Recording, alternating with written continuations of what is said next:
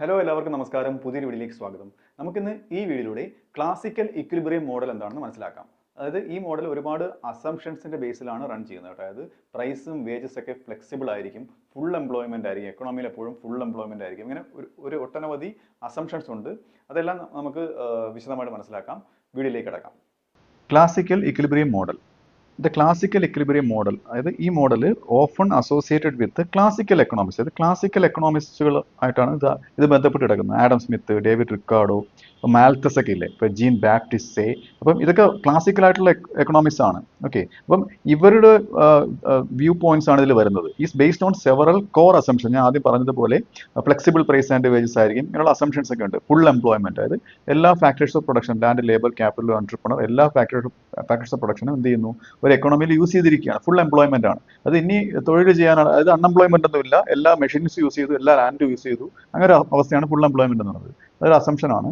From this model policy implications are derived about the role of government in the economy. ഞാൻ ഈ മോഡലിൽ main ആയിട്ട് പറയാൻ ഉദ്ദേശിക്കുന്നത് പോളിസി ഇംപ്ലിക്കേഷൻസ് ആണ്. അപ്പോൾ പോളിസി എടുക്കുന്നവരാണ് ഗവൺമെന്റ്. അപ്പോൾ ആ ഗവൺമെന്റിന്റെ ആ പോളിസി ഇംപ്ലിക്കേഷൻസുമായി ബന്ധപ്പെട്ടാണ് ഞാനിത് പറയാൻ പോകുന്നത്, എക്സ്പ്ലെയിൻ ചെയ്യാൻ പോകുന്നത്. പോളിസി ഇംപ്ലിക്കേഷൻസിലേക്ക് കടക്കുന്നതിന് മുമ്പ് ഇതിലെ വളരെ ഫേമസ് ആയിട്ടുള്ള ആ ഡയഗ്രാം നമുക്ക് നോക്കാം. ഇതിൽ വൈ ആക്സിൽ എന്താണ്, ആവറേജ് പ്രൈസ് ആണ്, general price level. Okay, X axis real output അഥവാ നാഷണൽ ഇൻകം ആണ് വരുന്നത്. ഓക്കെ, അപ്പോൾ ഇതിൽ നമുക്ക് കാണാം ആ ഗ്രീൻ കർവുകളുണ്ടോ, aggregate demand 1, aggregate demand 2. Aggregate demand shift ആണ്. അതായത് ഇനിഷ്യൽ അഗ്രിഗേറ്റ് ഡിമാൻഡ് എന്ന് പറയുന്നത് AD1 ആണ്. അവിടെ നിന്ന് അങ്ങോട്ട് ഷിഫ്റ്റ് ആവുകയാണ് ചെയ്യുന്നത്, അതെല്ലാം പറയാം.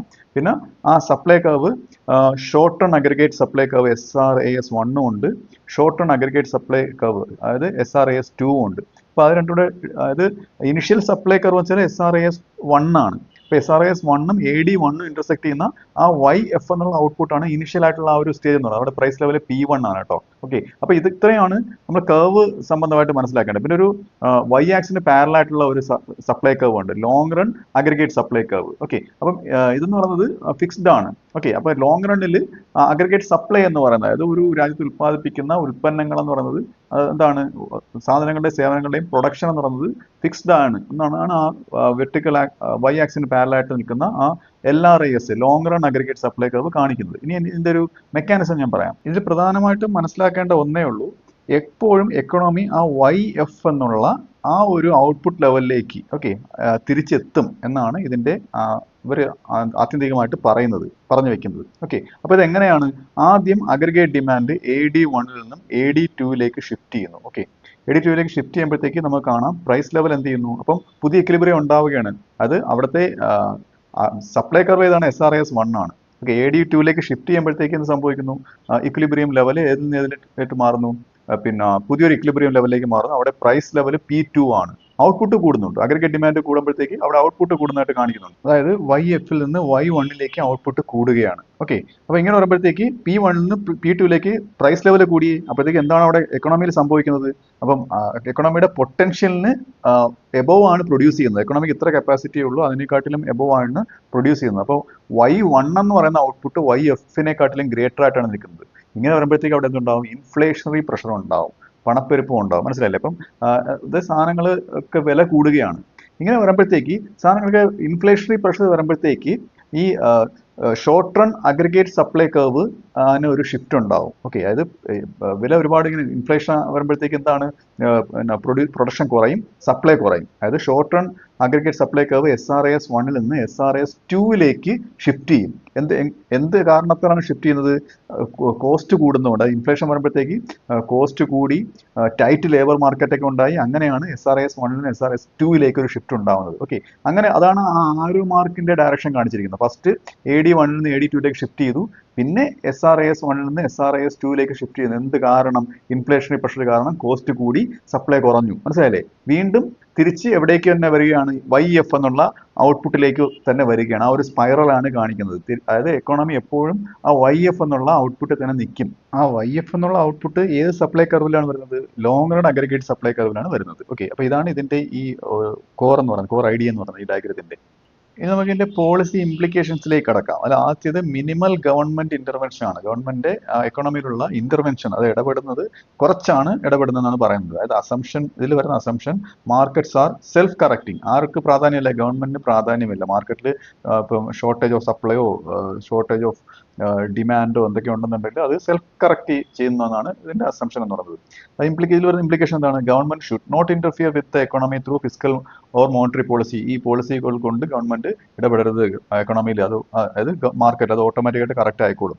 Instead it should maintain law and order maintain ചെയ്തുകൊണ്ട് പോയാൽ മതി. Protect property rights and enforce contract, അത് ഇങ്ങനെയുള്ള കാര്യങ്ങളൊക്കെ മെയിൻറ്റെയിൻ ചെയ്യുന്ന ചുമതലയാണ് ഗവൺമെന്റിനുള്ളത്. റീസൺ കാര്യം എന്താണ്? എനി ഡിസ്റ്റർബൻസ്, അതായത് അൺഎംപ്ലോയ്മെന്റ് പോലുള്ള ഡിസ്റ്റർബൻസ് വരുമ്പോഴത്തേക്ക് അതായത് ആർ സീൻ ആസ് ടെമ്പററി ആയിട്ടുള്ള ഒരു പ്രതിഭാസമാണ് ഈ അൺഎംപ്ലോയ്മെന്റ് പോലുള്ള disturbances and will correct themselves through changes in wages and prices. Flexible price ആണെന്ന് ഞാൻ ആദ്യം പറഞ്ഞു. അത് ഫ്ലെക്സിബിൾ ആയതുകൊണ്ട്, വേജും പ്രൈസും ഫ്ലെക്സിബിൾ ആയതുകൊണ്ട് ഓട്ടോമാറ്റിക്കായിട്ട് ആ ഒരു പ്രൈസ് മെക്കാനിസത്തിലൂടെ എന്തായിക്കോളും, ലേബർ മാർക്കറ്റും പിന്നെ അതായത് മാർക്കറ്റും ലേബർ മാർക്കറ്റൊക്കെ സെൽഫ് കറക്റ്റിംഗ് ആയിക്കോളും എന്നാണ് ഇതിൽ ആദ്യത്തെ എന്തെന്ന് പറയുന്നത് പോളിസി ഇംപ്ലിക്കേഷൻ എന്ന് പറയുന്നത്. അടുത്തതെന്ന് പറയുന്നത് focus on supply side policies ആണ്. സപ്ലൈ കൂട്ടുക, അതായത് ഒരു എക്കണോമിയിൽ കൂടുതൽ പ്രൊഡക്ഷൻ ഉണ്ടാക്കുന്ന രീതിയിലുള്ള പോളിസീസ് എന്തൊക്കെയാണ്? ഇപ്പം എഡ്യൂക്കേഷൻ ട്രെയിനിങ് കൊടുക്കുക, അപ്പോഴത്തേക്ക് സപ്ലൈ കൂടും. ഇൻവെസ്റ്റ്മെന്റുകൾ നടത്തുക, ഇപ്പം ടാക്സ് കട്ട് ചെയ്യുക. ഓക്കെ, അപ്പോൾ ഇങ്ങനെ വരുമ്പോഴത്തേക്ക് എന്താണ്? ഇതെല്ലാം സപ്ലൈ സൈഡ് പോളിസി, മനസ്സിലായില്ലേ? അതായത് നമ്മൾ കൂടുതൽ പ്രൊഡക്ഷൻ നടത്തുന്നതിന് വേണ്ടിയുള്ള സഹായങ്ങൾ. ഓക്കെ, അപ്പോൾ ഗവൺമെന്റ് എന്ത് ചെയ്യണം? സപ്ലൈ സൈഡ് പോളിസിയിൽ ഫോക്കസ് ചെയ്യുന്നു. ഓക്കെ, എങ്ങനെയാണ് അതിന്റെ അസംഷൻ വരുന്നത്? Output is determined by supply factors. Output supply factors ആണ് ഡിറ്റർമൈൻ ചെയ്യുന്നത്, നോട്ട് ഡിമാൻഡ് അല്ല. ഓക്കെ, അതായത് ഡിമാൻഡ് കൊണ്ടല്ല ഔട്ട്പുട്ട് ഉണ്ടാകുന്നത്. സപ്ലൈ സൈഡ് ഫാക്ടർ, ഇപ്പോൾ ലേബർ, ക്യാപിറ്റൽ, ടെക്നോളജി, ഓക്കെ, ഇതൊക്കെ സപ്ലൈ ഫാക്ടേഴ്സ് ആണ്. ഇതിന്റെയൊക്കെ ഒരു പ്രവർത്തനം കൊണ്ടാണ് ഔട്ട്പുട്ട് ഉണ്ടാകുന്നത്. അത് അസംഷൻ ആണ്. ഇതിന്റെ ഒരു അസംഷൻ ആണ് കേട്ടോ. അടുത്ത ഇംപ്ലിക്കേഷൻ എന്ന് പറയുന്നത് government should promote long term growth by improving productivity and efficiency. Improve ചെയ്തുകൊണ്ട് ലോങ് ടൈം ഗ്രോത്ത് ഉണ്ടാക്കണം. ഏതൊക്കെയാണ്? നേരത്തെ പറഞ്ഞ പോലെ ഇൻവെസ്റ്റ്മെന്റ് ഇൻ ഇൻഫ്രാസ്ട്രക്ചർ, റോഡ്, പിന്നെ ഇലക്ട്രിസിറ്റി, അങ്ങനെയുള്ള ഇറിഗേഷൻ ഫെസിലിറ്റീസ്. അപ്പോൾ ഇതൊക്കെ വികസനം വരുമ്പോഴത്തേക്ക് കൂടുതൽ ഔട്ട്പുട്ട് എക്കണോമിയിൽ പ്രൊഡ്യൂസ് ആവുകയാണ് ചെയ്യുന്നത്. എഡ്യൂക്കേഷൻ ട്രെയിനിങ് കൊടുക്കുക. ഡീറെഗുലേഷൻ, അത് എന്തെങ്കിലും നിബന്ധനകളൊക്കെ ഉണ്ടെങ്കിൽ റെഗുലേഷൻ മാറ്റിയിട്ട് അവരെ പ്രൊഡ്യൂസ് ചെയ്യാൻ അനുവദിക്കുക. ടാക്സ് കട്ട് കൊണ്ടുവരിക. ഇൻസെൻറ്റീവ്, അതായത് എന്താണ് സബ്സിഡീസ് കൊടുക്കുക പ്രൊഡക്ഷൻ പ്രൊമോട്ട് ചെയ്യുന്നതിന്. അപ്പോൾ ഇതൊക്കെ സപ്ലൈ സൈഡ് പോളിസിയാണ്. ഇതൊക്കെ ആണ് എന്താണ് മറ്റൊരു ഇംപ്ലിക്കേഷൻ, പോളിസി ഇംപ്ലിക്കേഷൻ എന്ന് പറയുന്നത്. അടുത്ത ഇംപ്ലിക്കേഷൻ എന്ന് പറയുന്നത് ബാലൻസ്ഡ് ബഡ്ജറ്റ്സ് ആണ്. അതായത് ബാലൻസ്ഡ് ബഡ്ജറ്റ് എന്ന് വെച്ചാൽ ഒരു രാജ്യത്തിന്റെ ടോട്ടൽ എക്സ്പെൻഡിച്ചറും ടോട്ടൽ റവന്യൂ, വരുമാനവും ചെലവും തമ്മിൽ തുല്യമായി പോണ ഒരു അവസ്ഥ. ഓക്കെ, അത് ഫിസിക്കൽ ഡെഫിസിറ്റ് ഒന്നും ഉണ്ടാവാതെ മറ്റു രാജ്യങ്ങളിൽ നിന്ന് കടമൊന്നും എടുക്കേണ്ടി വരാത്തൊരവസ്ഥ. ഓക്കെ, അപ്പം ഇതാണ് അടുത്ത പോളിസി ഇംപ്ലിക്കേഷൻ എന്ന് പറയുന്നത്. ഇപ്പം അസംഷൻ എന്താണ് അതിൽ വരുന്നത്? ഗവൺമെന്റ് ബോറോയിങ് വരുമ്പോഴത്തേക്ക് അവിടെ ക്രൗഡിങ് ഔട്ട് എഫക്റ്റ് ഉണ്ടാവുകയാണ്. ക്രൗഡിങ് ഔട്ട് എഫക്റ്റ് എന്താണെന്ന് ഞാൻ സെപ്പറേറ്റ് ഒരു വീഡിയോ ചെയ്യുന്നുണ്ട്. അതിന്റെ ലിങ്ക് ഇവിടെ ഇട്ടേക്കാം. അത് ക്ലിക്ക് ചെയ്താൽ നിങ്ങൾക്ക് ആ വീഡിയോ കാണാവുന്നു. അത് ക്ലിക്ക് ചെയ്ത് മനസ്സിലാക്കുക, ആ വീഡിയോ കണ്ട് മനസ്സിലാക്കുക. ഓക്കെ, ക്രൗഡിങ് ഔട്ട് എഫക്റ്റ് എന്താണെന്ന് ചുരുക്കി ഒന്ന് പറയാം. അതായത് ഗവൺമെന്റ് സ്പെൻഡിങ് കൂടുമ്പോഴത്തേക്ക് അവിടെ പ്രൈവറ്റ് ഇൻവെസ്റ്റ്മെന്റുകൾ കുറയുന്ന ഒരു അവസ്ഥ. ഇതാണ് ക്രൗഡിങ് ഔട്ട് എഫക്റ്റ് എന്ന് പറയുന്നത്. അത് അതിന്റെ കാരണം ഇതാണ്, ഗവൺമെന്റ് കൂടുതൽ ബോറോ ചെയ്യുമ്പോഴത്തേക്ക് ഇൻട്രസ്റ്റ് റേറ്റ്, പലിശ നിരക്ക് കൂടുകയും അപ്പോഴേക്കും ഒരുപാട് പലിശ നിരക്ക് ഉണ്ടാകുമ്പോൾ എന്ത് ചെയ്യും? ബിസിനസ്സുകൾക്കും ഇൻഡിവിജ്വൽസിനൊക്കെ ബോറോ ചെയ്യാൻ പറ്റാത്ത, വായ്പ എടുക്കാൻ പറ്റാത്തൊരു സാഹചര്യം വരികയും ചെയ്യുന്നു. ഓക്കെ, അപ്പോൾ ഇങ്ങനൊരു എഫക്റ്റിനാണ് ക്രൗഡിങ് ഔട്ട് എഫക്റ്റ് എന്ന് പറയുന്നത്. ഇതിന്റെ ഇംപ്ലിക്കേഷൻ, അതായത് ഇതുമായിട്ട് ബന്ധപ്പെട്ട കാര്യം എന്ന് പറയുന്നത് ബഡ്ജറ്റ് ഡെഫിസിറ്റ്സ് ആർ ഹാംഫുൾ. ഞാൻ പറഞ്ഞില്ലേ, ബഡ്ജറ്റ് ഡെഫിസിറ്റ് ഉണ്ടായി കഴിഞ്ഞാൽ അത് ഭയങ്കര ഹാംഫുൾ ആണ് എക്കണോമിക്ക്. അത് ഫിസിക്കൽ ഡെഫിസിറ്റ് ഉണ്ടാവുകയാണ് ചെയ്യുന്നത്. Because they raise interest rates. അതായത് ബഡ്ജറ്റ് ഡെഫിസിറ്റ് വരുമ്പോഴത്തേക്ക് ഗവൺമെന്റിന് ബോറോ ചെയ്യേണ്ടി വരും, ഇൻട്രസ്റ്റ് റേറ്റ് കൂടുകയും ചെയ്യും. അപ്പോഴത്തേക്ക് പ്രൈവറ്റ് ഇൻവെസ്റ്റ്മെന്റുകൾ നടക്കാതെയും വരും. Okay, and reduce private sector investment. അപ്പോൾ governments should aim for balanced budget. അതായത് ഇങ്ങനെ ബോറോ ചെയ്യേണ്ടി വരാത്ത ഒരു അവസ്ഥയ്ക്ക് വേണ്ടിയിട്ട് ഗവൺമെന്റ് എന്ത് ചെയ്യണം? ബാലൻസ്ഡ് ആയിട്ടുള്ള ഒരു ബഡ്ജറ്റിന് വേണ്ടി ട്രൈ ചെയ്യണം. അടുത്തെന്ന് പറയുന്നത് ഇൻഎഫക്റ്റീവ്നെസ് ഓഫ് ഡിമാൻഡ് സൈഡ് പോളിസീസ് ആണ്. നേരത്തെ പറഞ്ഞില്ലേ, സപ്ലൈ സൈഡ് പോളിസി ഇവിടെ വർക്ക് ചെയ്യത്തുള്ളൂ. അതായത് ഇവിടുത്തെ അസംഷൻ വരുന്നത് സെയ്സ് ലോ ആണ്. സെയ്സ് ലോ എന്ന് പറഞ്ഞാൽ ഇത്രയേ ഉള്ളൂ, supply creates it's on demand. എന്ത് സപ്ലൈ ചെയ്ത് കഴിഞ്ഞാലും അതിന് അതിൻ്റെതായ ഡിമാൻഡ് ഉണ്ടാവും എന്ന് സെയ്സ് ലോ പറയുന്നു. ഓക്കെ, അതാണ് ഇവിടെ വർക്ക് ചെയ്യുന്നത്. എന്താണ് ഒരു ക്ലാസിക്കൽ എക്കണോമിക്സ് ആണ് കേട്ടോ. അപ്പം ഇംപ്ലിക്കേഷൻസ്, ഇതിൽ വരുന്ന ഇംപ്ലിക്കേഷൻ എന്താണ്? Physical stimulus. അത് നേരത്തെ പറഞ്ഞില്ല, ഫിസിക്കൽ പോളിസി, മോണിറ്ററി പോളിസി എന്നുള്ള കാര്യങ്ങൾ. അപ്പോൾ physical stimulus like increasing government spending ഒക്കെ ഒരു ഫിസിക്കൽ സ്റ്റിമുലസ് ആണ്. ഫിസിക്കൽ പോളിസിയുടെ ഭാഗമായിട്ടാണ് ഗവൺമെന്റ് സ്പെൻഡിങ് കൂട്ടുന്നത്. ഇതിൽ നിന്നും ഒരു പ്രയോജനമില്ലെന്നാണ് ഇവർ പറയുന്നത്. Is ineffective because it only distorts മാർക്കറ്റിനെ ഡിസ്റ്റർബ് ചെയ്തേ ഉള്ളൂ, അതിനെ വഴിതിരിച്ച് വിടത്തേ ഉള്ളൂ. Inflation not output may increase. ഇങ്ങനെ ചെയ്ത് കഴിഞ്ഞാൽ, ഫിസിക്കൽ പോളിസി കൊണ്ടുവന്നു കഴിഞ്ഞാൽ പണപ്പെരുപ്പം ഉണ്ടാവത്തേ ഉള്ളൂ, ഔട്ട്പുട്ട് കൂടില്ല. ഓക്കെ, മോണിറ്ററി പോളിസി ആണ് കൊണ്ടുവരുന്നുണ്ടെങ്കിലോ is also viewed as ineffective. അത് ഇവിടെ ഇൻഎഫക്റ്റീവ് ആണ്, ഒരു കാര്യമില്ല. In influencing real output and employment in the long run. Long റണ്ണിൽ റിയൽ ഔട്ട്പുട്ടിനെയോ എംപ്ലോയ്മെന്റിനെയോ കൂട്ടുന്നതിന് ഒരു കാര്യവും എന്ത് ചെയ്യുന്നില്ല, മോണിറ്ററി പോളിസി ചെയ്യുന്നില്ല. അടുത്തതെന്ന് പറയുന്നത് നാച്ചുറൽ റേറ്റ് ഓഫ് അൺഎംപ്ലോയ്മെന്റ് ആണ്. അൺഎംപ്ലോയ്മെന്റിന് ഒരു നാച്ചുറൽ ആയിട്ട് റേറ്റ് ആണ് ഉണ്ടാവുന്നത്. അതിന്റെ അസംഷൻ ഇതാണ്: there is always some unemployment due to friction or voluntary choice. അതായത് വോളണ്ടറി ചോയ്സ് മുഖാന്തരം എപ്പോഴും ഒരു എക്കണോമിയിൽ എന്തുണ്ടാവും, ഒരു നാച്ചുറൽ ആയിട്ടുള്ള ഒരു അൺഎംപ്ലോയ്മെന്റ് അവിടെ നിലനിൽക്കും. അതിൽ ഇംപ്ലിക്കേഷൻ ഇതാണ്: government efforts to reduce unemployment below the natural rate. ഗവൺമെന്റിന്റെ ജോലി എന്തിനാണ്? ഈ നാച്ചുറൽ റേറ്റ് ഓഫ് അൺഎംപ്ലോയ്മെന്റ് താഴെ കൊണ്ടുവരിക. അതായത് ഉദാഹരണം സ്റ്റിമുലസിലൂടെ, എന്തൊക്കെയാണ് സ്റ്റിമുലസ്? അതായത് കൂടുതൽ തൊഴിലവസരങ്ങൾ സൃഷ്ടിക്കുക, അതാണ് സ്റ്റിമുലസ് എന്ന് ഉദ്ദേശിച്ചത്. അപ്പോൾ ഇതിലൂടെ നാച്ചുറൽ റേറ്റും താഴെ കൊണ്ടുവരുന്നതാണ് ഗവൺമെന്റ് ജോലി. Will only cause inflation. ഇങ്ങനെ കൊണ്ടുവന്നു കഴിഞ്ഞാൽ എന്താണ് സംഭവിക്കുന്നത്? ഇൻഫ്ലേഷൻ ഉണ്ടാവത്തേ ഉള്ളൂ. Not real employment gains. Real employment ഉണ്ടാവത്തില്ല. അത് ഗവൺമെന്റിന്റെ ഒരു പരിപാടി ഇവിടെ നടക്കത്തില്ലെന്നാണ് ഇവർ പറയുന്നത്.